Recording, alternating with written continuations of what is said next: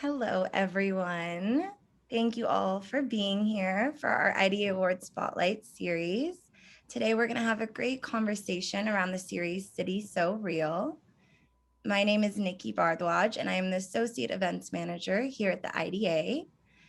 I come to you from Los Angeles, which is on the unceded land of the Tongva and Chumash people who have been stewards of this land for generations. Before we get started, I'd like to thank our media sponsor, Variety, for helping us bring these conversations to you all today.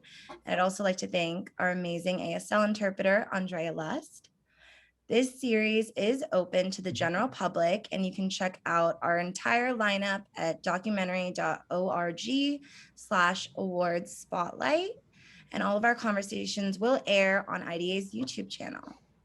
Now, without further ado, because I know you're not here to see me, I'd like to introduce our incredible moderator for today, Shaniqua McClendon, Political Director at Crooked Media.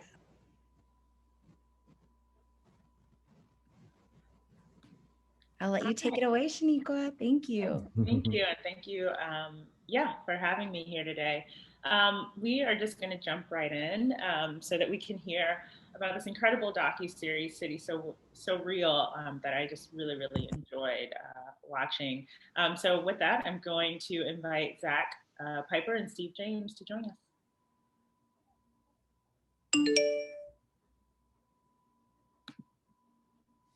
Hello. Hi. Oops, I'm coming. Hi, how are both of you doing today? Great, how are Doing you? well, thank you. Wonderful. Well, I'm just gonna jump right in, and I always start these conversations with the same question, and so a lot of people probably do, so sorry if this is the 100th time you have to answer it, but I think it's a good place to start for the audience. We'd just like to start, and Zach, maybe you can start us off with why you all decided to create this docuseries. Why was this a story that you wanted to tell and you thought was important to be out there? Well, I mean, Steve has talked about this, making this series for years, and he came to me, probably 2017, with his eyes on framing this series around the mayoral race in the city, which at the time. It did feel like the city was at a crossroads. Now, we didn't know that Rahm Emanuel was not going to run for re-election, but he felt very vulnerable, and there were a lot of different things happening around the city that it felt like we were at a moment where there could be major change in the city. And so the idea was to follow that horse race and then to branch out from there and try to get the flavor of the city. Steve, do you want to jump in and just why was this on your heart for so long to tell this story? Yeah, so I mean, I've been in Chicago a long time now, and not there at this precise moment. I think are you in DC? Because I'm in DC. Are you in DC, Shaniqua? No. Sorry, yeah. I'm in Los Angeles. You're in Los Angeles, okay. Anyway, for years I've wanted to do a portrait of the city and its people. And as Zach said, this mayoral election seemed like an important time. That, coupled with the fact that there was this trial that we knew would coincide with the election for the murder of Laquan McDonald by a white police officer. It's kind of Chicago's version of the George Floyd murder right at home here. And so it just seemed like this was the time to do it. And we always wanted to hang it on an important moment for the city, but also make it a kind of mosaic portrait of the people who live there too. Yeah. It's, I'm always just so fascinated by documentaries because you'd never know what you're going to capture, but it ended up so much happened during the time that you filmed it. So yeah, again, I really enjoyed it. So the first thing that stuck out to me, and Steve, I'll direct this at you first, was immediately as we're going through the film, we're kind of going through neighborhoods, and you see the little map on the side of the screen that lets us know if we're, what part of Chicago we're in. Did you decide that at the beginning, we're going going to kind of like take people geographically through, allow them to visually see that we're taking them geographically through the city, or was that a decision that was made after? How and why did you decide to do that? Yeah, I mean, I think at the heart of the idea, which was something that was from the beginning, is that we wanted to find a way to get to as many neighborhoods as we reasonably could in the time period that we were filming, knowing that we'd never get to all of them, of course, you know.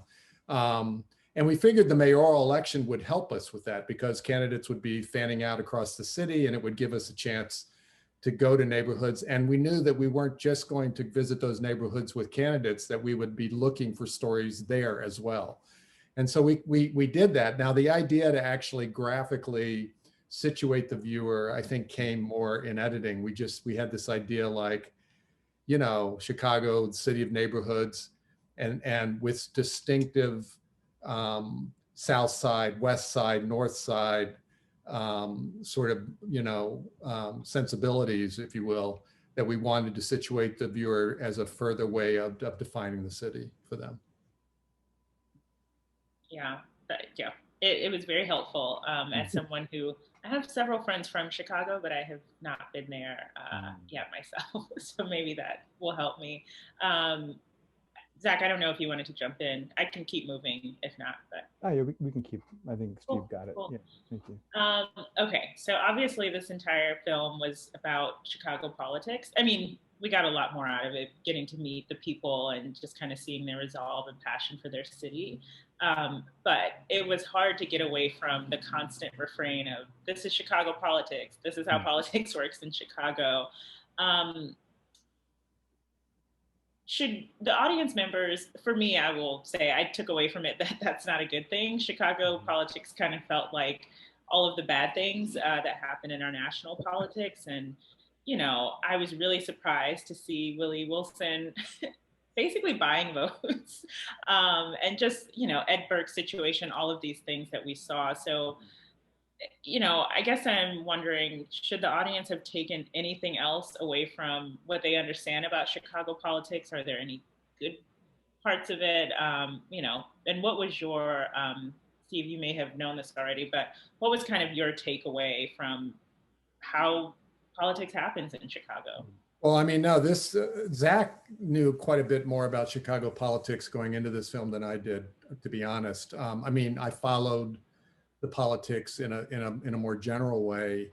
But it was totally eye-opening for me because I mean, I knew that Chicago had earned its reputation for being a kind of rough and tumble political town. You know, Chicago in politics take enormous pride in this idea that if you can make it in Chicago, you can make it anywhere. And, you know, there's something great about that in a way, but what is it really saying? It's saying that Chicago is also a place where corruption and gamesmanship and the blood sport of politics plays out. And I think one of the most eye-opening aspects of it to me, and which is why we devoted a fair amount of time to it in the series, was at the petition challenge process, because that goes on, as you know, that goes on in lots of cities, that there's that opportunity to try to remove people from the ballot. But in Chicago, I think it's raised to a gladiator sport, you know. And so that was really eye-opening, and we felt, I think, in many ways that it was kind of a metaphor for the politics of the town. But on the other hand, too, there was something really exciting about the fact that there was this vast array of people running for the mayor of Chicago who represented all kinds of different constituencies in the city, and who on some level each believed they could be mayor of Chicago. And the person who became mayor of Chicago was not anyone at the beginning of this process, or even fairly deep into the process, would have said, "Oh, Lori Lightfoot's going to become our mayor," you know? Mm-hmm. Yeah, I thought you kind of saw that. I realized I hadn't seen her in the first episode, and I was like, Yeah. "Huh, where is she?" If you want to jump in on the question I just asked, but specifically, I wanted to ask about the signature certification process, because it was the craziest thing I had ever seen, and I've wondered, you know, is that something that it seems like is more part of a political strategy? I mean, Absolutely. I know it is probably Yeah, everywhere, yeah. but it seemed a lot more integral into the strategy in Chicago. Absolutely. And, even the fact that, and we don't spell it out in the series, but, you know, some viewers may notice that none of the candidates who run, it's a nonpartisan election. So people aren't declaring a political party. And even that is a strategy. Um, you know, Chicago's first Black mayor, Harold Washington, was elected in 1983. And the idea was that back then they were partisan elections and he split the white vote. And he became mayor, and the city council, changed the way that elections happen in Chicago to protect, to make sure that to protect the white vote essentially, so that that couldn't happen again. Um, but anyway, to the point of the signatures, it's like I knew there was a process. I had no idea that it would be this process, and the thing that I was, struck by, or right away, you realize that it is this gamesmanship, this blood sport, this idea of like trying to um, you know wipe your opponent out financially, with so many challenges, and you have to get lawyers, and you have to spend, Neil in in the series, Neil Silas Griffin, him and his mother, just spending all these unbelievable amount of time. But imagine if you didn't have that patience or the time to do that. You need volunteers, you need people.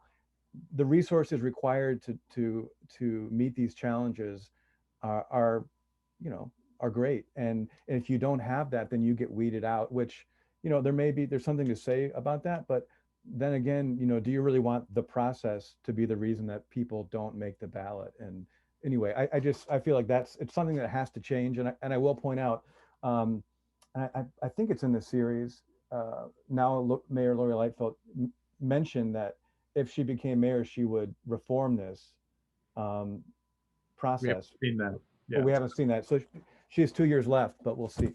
Well, and the thing is, I mean, I think one thing that's very revealing is, first of all, in Chicago to run for mayor, this is in the series, it requires 12,500 legit signatures, which is, what's LA, 5,000 maybe? Something New like York, that. I mean, it's most other major cities in the United States, it's nowhere. You can run for governor of Illinois for less signatures than you can run for mayor of Chicago. Mhm. And the rule of thumb, as people indicate, is you better have 3 times that amount to be able to weather the petition process. You better walk in there with 36 to 40,000 signatures. And the thing about it is that if someone signs your petition, they can't sign another person's petition. So there's competition for those signatures from the start. It's kind of crazy. Mhm. Yeah, I didn't plan on asking this, but I'm just going to ask it. Either of you can answer it. We saw kind of the petition process between Willie's campaign and Neil's campaign.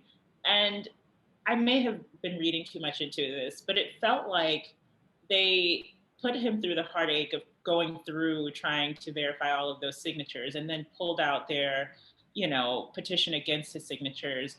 Was that also strategic to basically waste his time, but then appear to be nice people in the end? You got it. I mean, that's why you're the political director at Crooked, I guess. It's like that's exactly what was going on there. Is that, yeah? I mean, they put him through the ringer, and that was part of the reason why the Board of Elections folks reacted so strongly negatively. They had been forced to deploy lots of time and resources towards this, and then suddenly Willie was going to seize a kind of press opportunity to say, we're really good guys. He's not a threat. They wouldn't say that. Yeah. And we can just be good guys here. I'd like to also think that a small part of it, at least, was that because Neil's an unknown person, but being down there every day, and Yeah. he's such a lovely person, and Ricky Hendon, who is a huge personality, he liked him. He really liked Neil. And I can see that, yeah. I think he even says in the series, hey, give me a call, like he wants to be with him in the future. And I think that helped, I think that helped. But I also think it was, I definitely, the challenge and then the dropping of it where they could, it's definitely strategic. Yeah, that was such a production to me. I Shifting gears a little bit, something that I was really surprised by were how open people were in front of the cameras, particularly two instances where everyone in the room was white, and at the barbershop, and then when you had a group of folks watching the mayoral debate, just some of the things that were said, and even at the debate watch party, the guy calling Amara names, someone said, hey, are you concerned that you're on camera? And he kind of just shrugged it off. And then even looking at the dinner at Christy Hefner's house, I would say the things said there were not as offensive, but even the conversation about the city devolving into chaos and possibly anarchy, if it went back to what happened under Harold Washington, which I just took to mean if we have another Black mayor. Zach, if you want to kick us off with this question, how were you able to get people to just be so open and candid with the camera right there? Well, I think, in most instances, it's always, I'm always surprised at how open people are just to begin with. But in the case of some of these examples you just gave, like the example of the group of white folks watching the debate and saying racist things about Amara, we had deployed a white camera person, and it was actually Steve's son Jackson, who did a ton of shooting, just really talented. But he went and filmed with a sound person. And when we were in the Black barbershop, we had an all Black crew. I wasn't present. Steve was there, but we had one of our field producers, sound and camera, and so Kevin Shaw, who also done quite a bit of shooting on the film. But it was sort of like, being aware of and intentional about how we were approaching a scene, to try to make it, to try to get what we, the openness, And then, when Zach and I shot the white barbershop, that follows the Black barbershop scene, and we knew, Kevin couldn't go in and shoot that scene. I mean, Right. He could, but it wouldn't be the same. And so when we went into that barbershop, we were inspired to go into that barbershop because of the Black barbershop scene, and thinking, Black barbershops are kind of a staple in the culture, right? Yeah. What do white guys talk about in barbershop?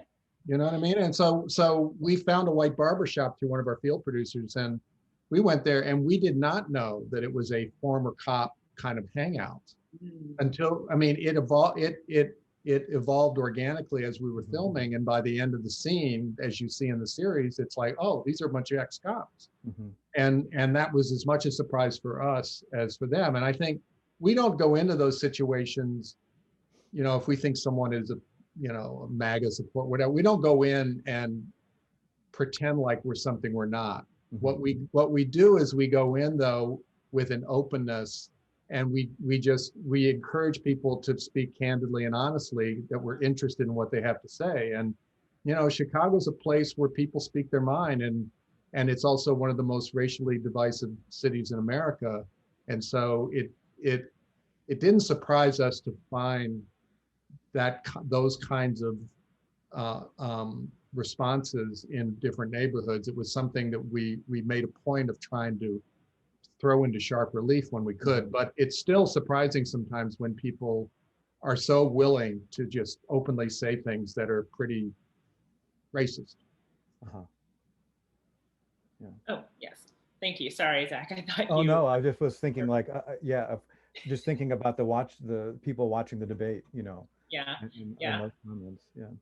It was really interesting to me when they were, saying things about Amara, and then the candidate they were rooting for was asked, like, if you don't win, who do you want to win? And he said Amara.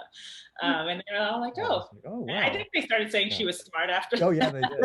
Yeah. Oh, she's smart. Amara's smart. She's really smart. Yeah. Even though she may be smoking a blunt on the way home. Yes. Oh, that's right, whatever. Yeah. Oh my goodness. Thanks for answering those questions. So, another big part of this series was Laquan McDonald being killed, and Officer Van Dyke's trial. What was it like to be there for the verdict? You know, a lot of people had relief with the Derek Chauvin trial and the verdict there, but this actually happened way before that. And there was a lot of attention, but it feels like there was less attention than what we saw with Derek Chauvin's trial. So what was it like to be there for the verdict initially, but then when the sentence comes down and it's only about, I think, like 6 years or so? Steve, if you want to start with that, just like, what was it like to be there as that was happening? I mean, it felt historic. I mean, I think that for Chicago, again, you know, at the time that this trial was happening, people were equating it to the OJ trial, not because the same issues obviously were in play, or this, you know, the same racial politics, but in terms of significance to the city. That's how important this trial was in the city of Chicago, because no white police officer had ever been tried for murder, and much less found guilty of murder. And so it was significant. And I remember when the verdict came down, we were kind of, you know, thrilled, frankly, at the verdict, along with a lot of people. Yeah. But when the sentencing happened, it was both shocking and not shocking, I guess you could say. It was shocking that the judge's rationale for giving him a shorter sentence just made no sense to us. And so, you know, I mean, you know, Jason Van Dyke is probably going to be out in a couple of years. I mean, with behavior. Oh yeah. And so it was just, you know, and in that way, I think it felt to many Chicagoans, particularly Black Chicagoans, is that, well, they did find a way. Yeah, even with a guilty verdict, they found a way to prevent justice. Yeah. To prevent justice. Yeah, absolutely. I totally agree. And I would just add, and it's not in the series, however, we did film around near the end of our filming, the Jussie Smollett and that happened. And you know, we started filming that. You know, it dropped off, it became, and it wasn't part of the series, but I just wanted to mention it because in terms of attention and press attention, there was so many more cameras, so much more, you know, attention on that case than there was on the Jason Van Dyke trial. So even though it felt like it did feel historic, it did feel, you know, like we were, you know, part of that, but it, you know, in terms of attention, it didn't quite. It paled in comparison to something that was just much more sort of sexy, if you will. Right. Yeah. And I think thank you for reminding me of that, because I think that's why, even the way I just characterized it, it seemed like more people were paying attention to Derek Chauvin's trial than the Van Dyke trial. And I think that is because now I'm thinking back, all I was hearing about was Jussie Smollett and, you know, whether or not he actually had gotten beaten up or not. So probably for people in the city, seeing something very different than those of us who were not in Chicago at the time. So I don't know if this is part of the reason that story didn't make it into the final version of the docuseries, but something I thought was really interesting when I got to the final episode was we had fast forwarded to 2020. And I wondered if you all had, like, did you film the runoff? Did you film in the time in between Lori Lightfoot winning the first election? Or, sorry. Getting to the runoff.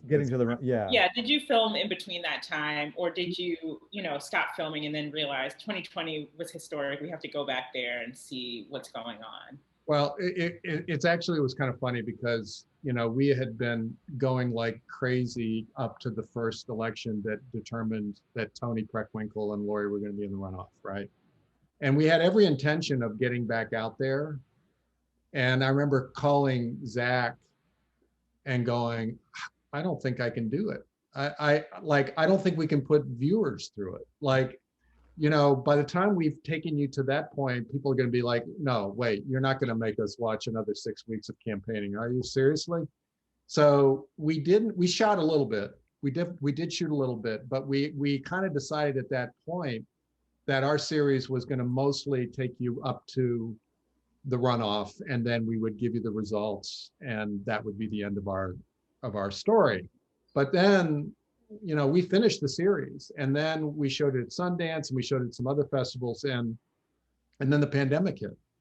And at that point, we had not sold the series, and suddenly it felt like the world had changed. And certainly the world in Chicago had changed, like a lot of places, like everywhere.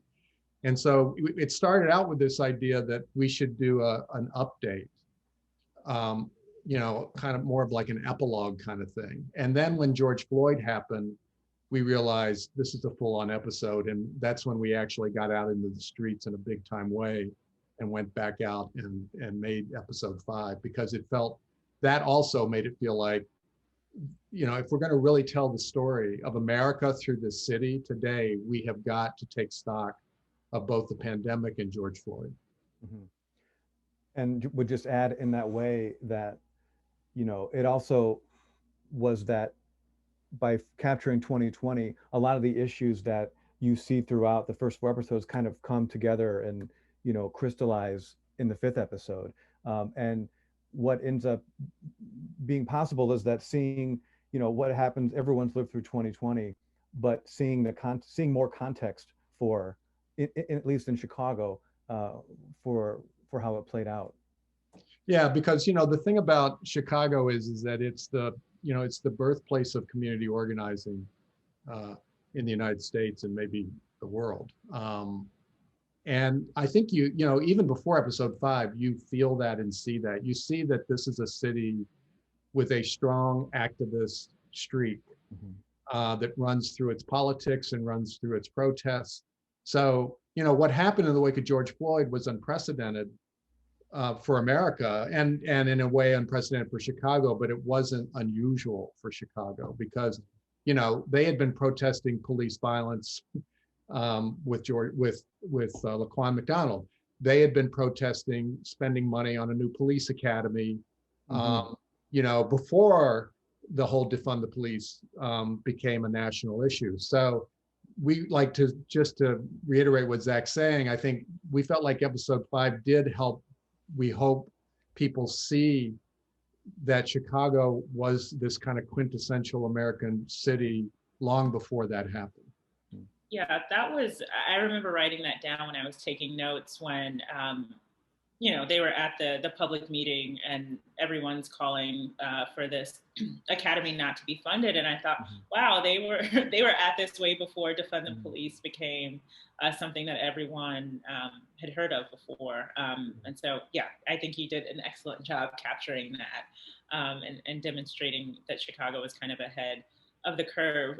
Something else that the 5th episode allows us to see that I think if anyone's paying attention to politics right now has seen is that Mayor Lightfoot is not as beloved, I think, as she appeared throughout the campaign. Right. When people engaged with her, you heard some criticisms. I think the most criticism I heard in the beginning was Mays Jackson. He didn't really go for it in the beginning, but in the last episode, he really just kind of unloads and says she was white liberals' dreams. And so I wondered what it was like as you were engaging with people around the pandemic, around all the protests that were happening. Was that feeling kind of amongst most voters and people in the city, or was it kind of confined to people who just probably never liked her to begin with? Well, I think originally there were Black activists in particular were very outspoken against Lori Lightfoot, even at the runoff election. But not till then, really, not in a very public way. Right, that's right. Not in. Yeah, that's exactly right. Because that was one of the things that the challenges really with episode 4 was because Lori kind of came out of nowhere in a sense, and she was at 2.8% in the polls. She wasn't really perceived as a threat, and so a lot of the criticisms of her weren't really those, no one really put those out there in a Yeah. major way until that last month. Well, we, like Steve said, we weren't really filming then. And for the arc of the story, it was, we just weren't going to do that. But um, having, um, lost my train of thought. Having having the opportunity, we sort of tried to like split it a little bit where, she's campaigning and it does sort of feel like triumphant. She's won and it's very hopeful. And we tried to temper that a little bit with the original ending of episode 4 of, pointing out the difference between campaigning and governing, and to like sort of highlight some of the issues that the city had to face.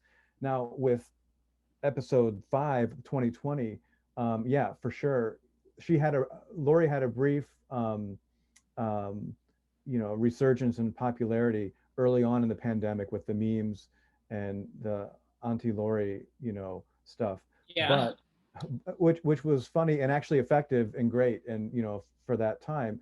But then as 2020 unfolded and there was the social unrest, I to the point, it's not just activists, I don't think, that are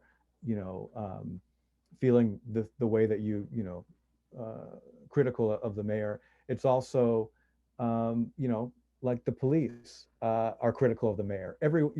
So when you see people out in the streets, the police and the protesters, neither one of them feel like the mayor is on their side. They both have a problem with the mayor. So there are some issues that Laurie has for next go around. Yeah, and I mean, I think the tricky thing for us in doing episode 5 was, like you say, in the first 4 episodes, she kind of comes out of nowhere. It's really a triumphant thing. We both personally know a lot of people who voted for Laurie because they and now wish they hadn't, honestly. She really did run a very smart campaign that ultimately worked really well because she ran against the machine. She didn't have the baggage of the machine in Chicago. And so, and she was charismatic and she, I mean, she really ran a great campaign without a lot of money, frankly. True. And so when episode 5 came around, it's like, yeah, it was a different landscape. She had this bump in popularity, so much so that some people were saying she might even be a vice presidential candidate, Yeah, right? that's Briefly. true. Her name was on the short list. I don't think that was, she was on the short list, but it shows you just how popular suddenly she became around the pandemic. But then with George Floyd, everything, I mean, she'd already been through this tough teacher strike, which we don't get into in the series. Right. But when George Floyd came around, then everything kind of went in a different direction. And frankly, so we felt like we had to be fair to her, give her a chance to speak and speak her mind, which we hopefully did, but also hear from the people who were very unhappy with her leadership and to show that as well. And where she finds herself right now is in a very even more precarious position 2 years into her mayorship. Yeah, just seeing the whole Adam Toledo story play out, it feels like she's literally in the same position as Rahm Emanuel. And yeah, I totally just trying to understand, like, how do people repeat things? Yeah, well, and the woman who was whose house, God, I'm spacing on her name now, whose house was raided wrongly, and she was right. She was in the shower. She had no clothes on, and the police, busted into her house. She tried to explain to them that they, they had the wrong house. They didn't listen to her. They didn't clothe her for 45 minutes. And that, I think Gloria had a real problem with the way she handled that, because initially she was really, it seems, trying to kind of bury that, like Rahm did with Laquan. And then when it blew up, it was like, what are you doing here? Steve, I don't know if you vote in Chicago. I wanted to ask both of you, after going through that whole process, and you can both say no to answering this question if you want, but I wondered who you would have voted for after experiencing the entire election. Well, I have to say, I was in Laurie's corner.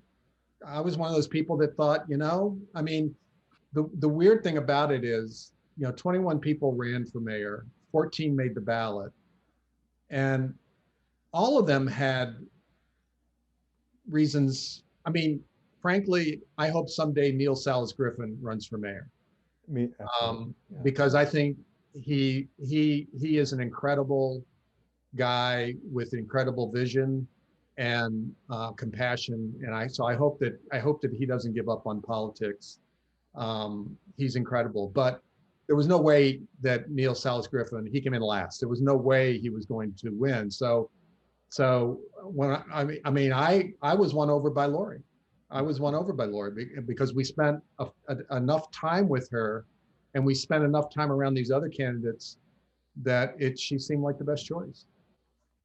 And for me, when we filmed that early voting scene where you see Willie Wilson vote, I took that opportunity after we filmed to vote myself the very first day. I think I was one of the first 10 people that voted. And so I think I may have been the first person to vote for Amara, who was my candidate for the first election. But for the runoff, for reasons that Steve just outlined with Lori, we spent much more time with her, and that's who I voted for in the runoff. Yeah. Although I voted for Toni Preckwinkle every time she's been on the ballot otherwise, but. Yeah. Toni, it was interesting. It felt like she just had a lot of missteps. I haven't seen her run for office other times, but in this she's not, I mean, I think one of the things that we were able to show, Toni's campaign didn't let us in. Mm-hmm. So the reason they didn't let us in, which they were probably glad they didn't, given everything that happened around the Burke and everything else that was going on, mm-hmm. is that, they didn't want some camera crew capturing something in any kind of compromising way. But that didn't mean that she wasn't going to be in our film. Mm-hmm. And so we showed up at events, we showed up at campaign stops, we showed up at debates. And one of the things I think we were able to do in this series that you don't see the everyday media do is, they show up to those events, and God love them, it's a hard job. They show up to tell a story, get a quote, and move on. We show up and we want to make a scene out of that very thing itself. And so when Toni is getting that endorsement in Logan Square and she's looking at her notes, mm-hmm. and you're kind of seeing like she's not a good campaigner. I mean, she's just, she's a smart woman and she's got tremendous experience, but she's not a good campaigner. Yeah. And that matters in a mayor's race, Absolutely, especially in a place like Chicago. Yeah.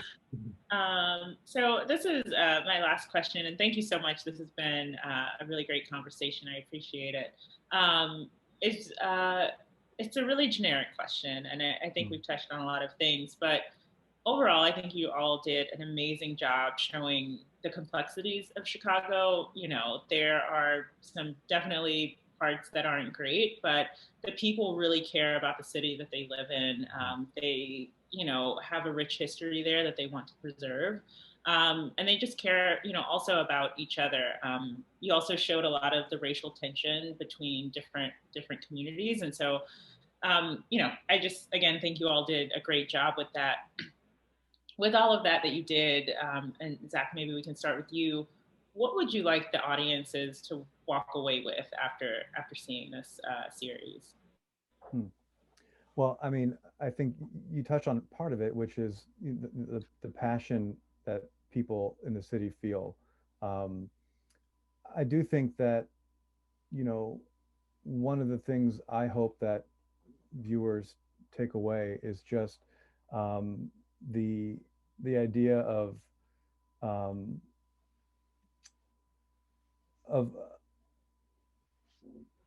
the surprises that people bring from, we see folks, we hear stories on the news, we hear about a neighborhood, and for at least for local people may prejudge it. Even nationally, they prejudge, oh, this is about Chicago politics, and they bring so much to it. But the idea that, what we tried to do was to show so much more nuance and so much more, and to challenge maybe the way that people some of the baggage that people may bring or some of the preconceived thoughts, and to sort of challenge that, and to hope that the audience, may take that other places as well where they are more open. Yeah.